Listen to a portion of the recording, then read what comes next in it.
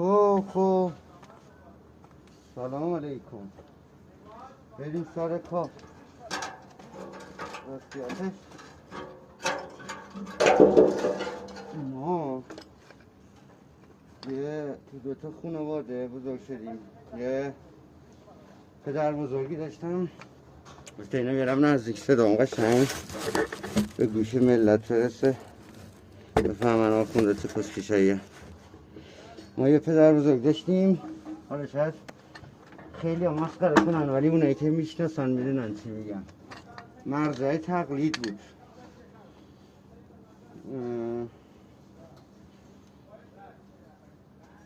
بله مرزای تقلید بود. شیخ محمد نجفی زاده اصلی پدر بزرگ من شیخ محمد نجفی زاده است.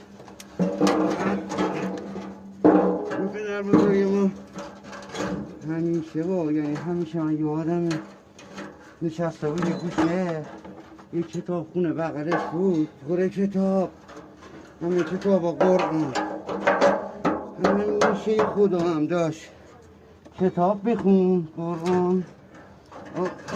حق گریه میکرد. خب حالا اینو گفتم برای چی؟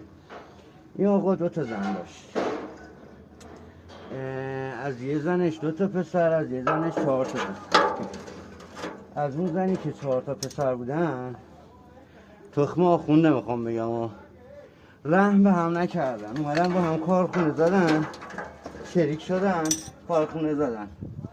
بعد اون کوچیکه میرفته میمد که نمیدونم کارا نپسندیدم فلان بیسار، خلاصه بگذاریم اینا 8شون همیشه گرونومشون بود.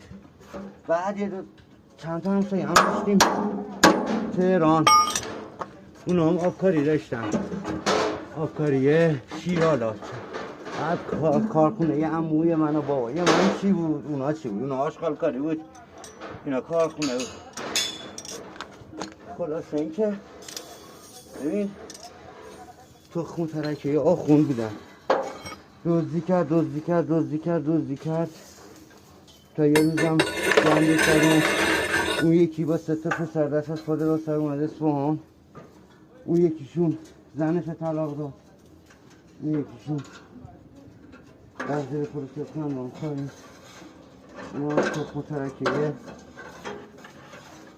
آخوند آخوند جماعت ذات نداره و کثیفتر از آخوندن